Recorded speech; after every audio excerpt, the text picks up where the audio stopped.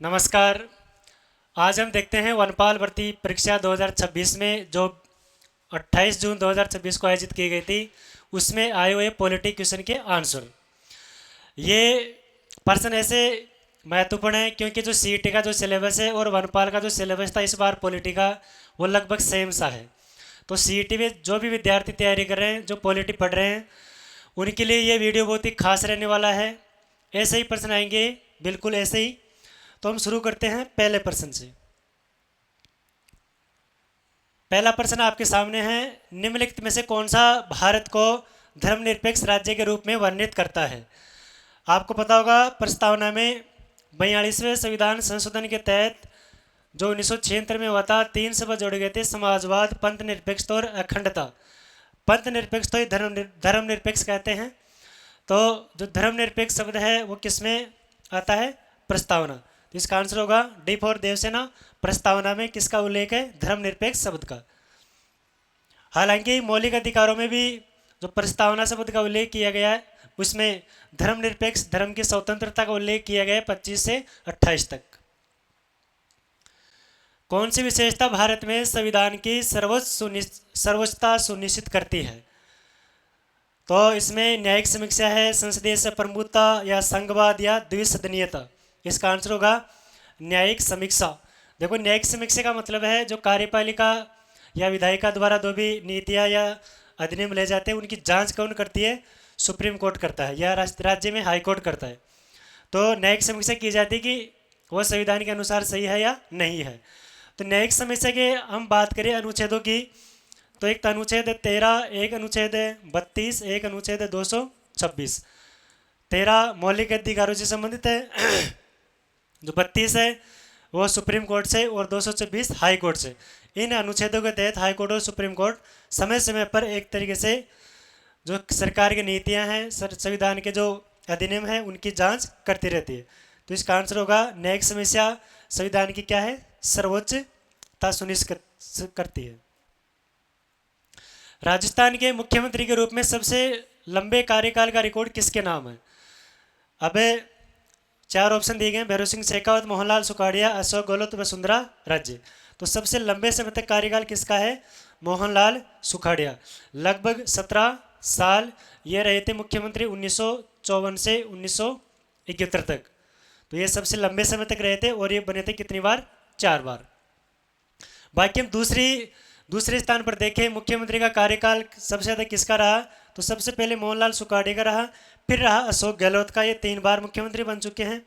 फिर रहा भैरव सिंह शेखावत का, फिर रहा किसका? वसुंधरा राज्य का।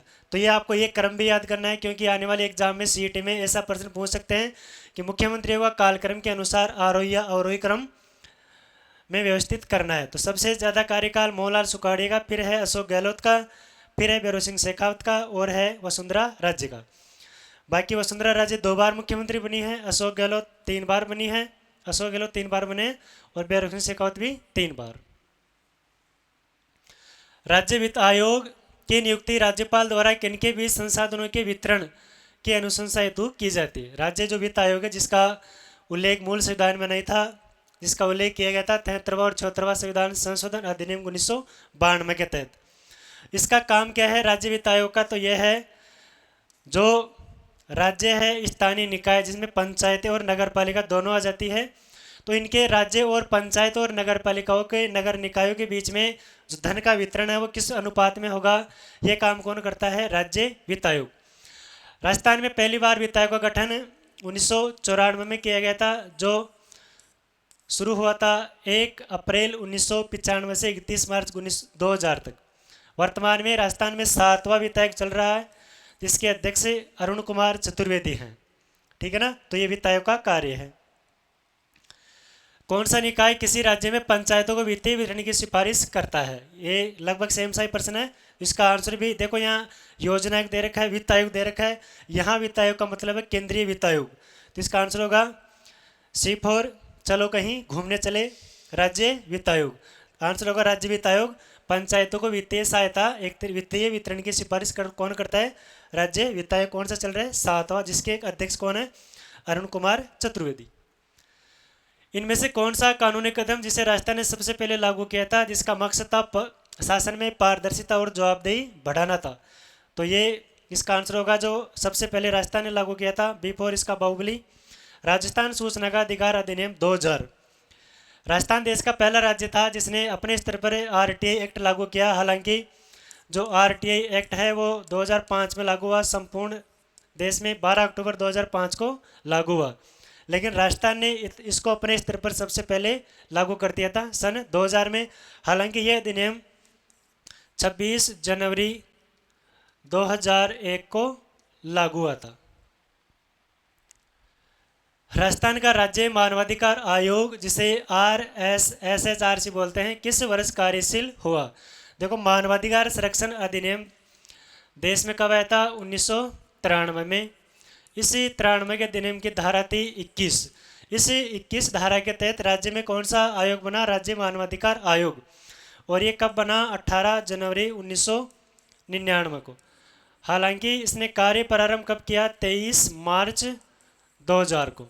तो इस प्रश्न में पूछा गया है कि राज्य मानवाधिकार आयोग कार्यशील कब हुआ? तो ये 23 मार्च 2000 को ये कार्यशील हुआ। आपको कमेंट करके बताना है कि राज्य मानवाधिकार आयोग का पहला अध्यक्ष कौन था और वर्तमान में इसका अध्यक्ष कौन है। तो इसका आंसर होगा ऑप्शन सी 2000। तो मार्च 2000 में राज्य मानवाधिकार आयोग ने कार्य शुरू किया। कौन सा प्राधिकरण पंचायती राज संस्थानों के खातों का लेखा परीक्षण करता है? तो पंचायती राज संस्था होती है, ग्राम पंचायत, पंचायत समिति, जिला परिषद, इनका जो लेखा परीक्षण वो कौन करता है? तो यहाँ भारत का सीएजी दे रखा है।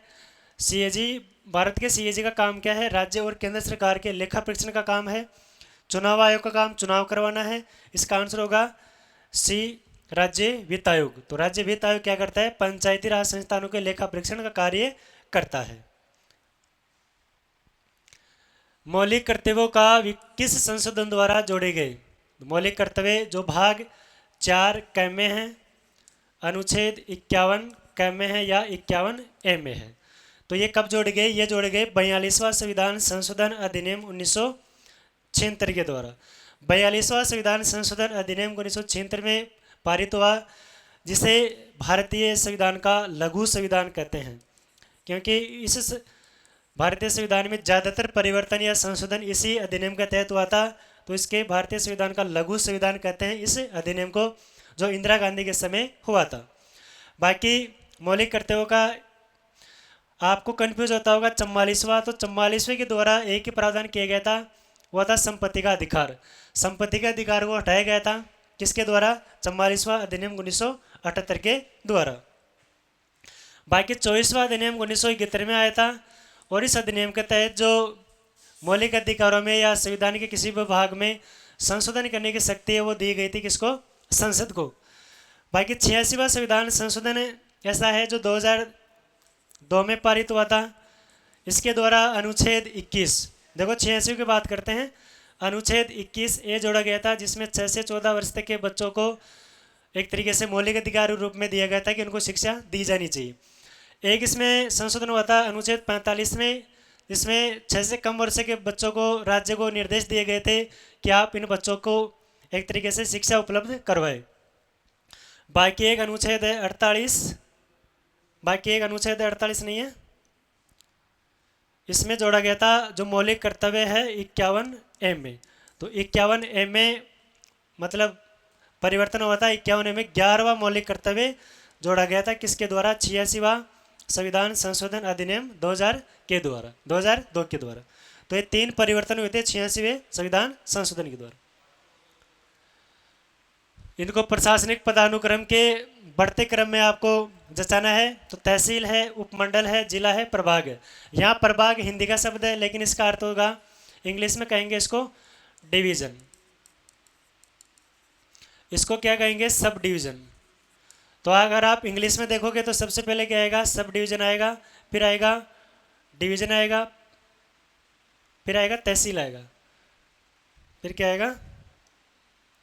फिर तहसील आएगा, फिर आएगा डिवीजन आएगा, और फिर बढ़ते क्रम में जचाना है ना, तो सबसे लास्ट में कौन सा आएगा? जिला आएगा। तो सी कौन से में है? बी ऑप्शन में है। तो ये इसका आंसर होगा A, B, D, C। तो सबसे पहले एक बार इसको दोबारा देख लेते हैं। तो सबसे लास्ट में जिला आएगा, तो जिला किस में है? सी में है। तो सबसे पहले कौन सा आएगा? तहसील आएगा। फिर कौन सा आएगा?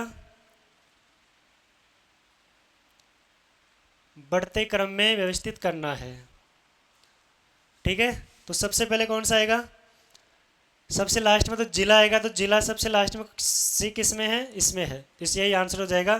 पहले तहसील आएगी, फिर आएगा सब डिवीजन आएगा, फिर आएगा डिवीजन आएगा, और फिर कौन सा आएगा? जिला आ जाएगा। लास्ट क्वेश्चन है इसी सीरीज का। दो कथन दिए गए हैं आपको, एक कथन है, दूसरा कारण। कारण कथन क्या है? राज्यपाल राज्य की विधानसभा को भंग कर सकता है। इसका उल्लेख किया गया है अनुच्छेद 174 में, 174 टू ख में, 174 टू ख में इसका उल्लेख किया गया कि राज्यपाल क्या कर सकता है? विधानसभा को भंग कर सकता है। दूसरा कथन दिया गया राज्यपाल मुख्यमंत्री की सलाह पर ऐसा करता है। तो सामान्यतः राज्यपाल मुख्यमंत्री की सलाह पर क्या करता है? विधानसभा को भंग करता है। तो इसमें ए और आर दोनों सही है, बाकी ए आर इसकी क्या करता है? सही व्याख्या करता है। तो ये कम से कम 10-12-11% थे जो अभी वनपाल भर्ती परीक्षा में आए थे। ये प्रश्न आपको सीईटी में लाभदायक होंगे। बाकी हम एक सीरीज शुरू करेंगे राजस्थान की पॉलिटी की एमसीक्यू सीरीज, जो सीईटी के अकॉर्डिंग होगी। धन्यवाद।